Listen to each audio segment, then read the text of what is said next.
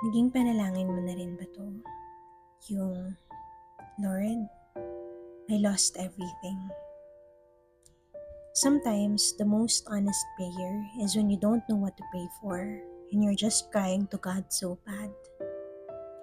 Hindi tayo malakas palagi, hindi rin palaging meron, pero parating pwedeng maging totoo sa Panginoon. May mga panahon at pagkakataon na pakiramdam natin hindi pumapabor sa atin ang panahon.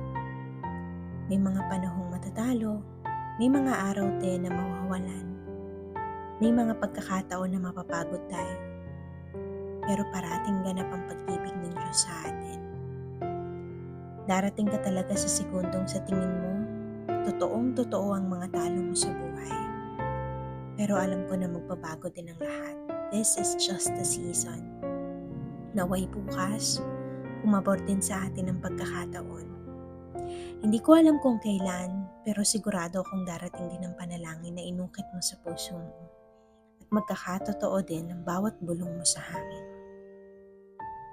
Fighting with love and prayers, Noel.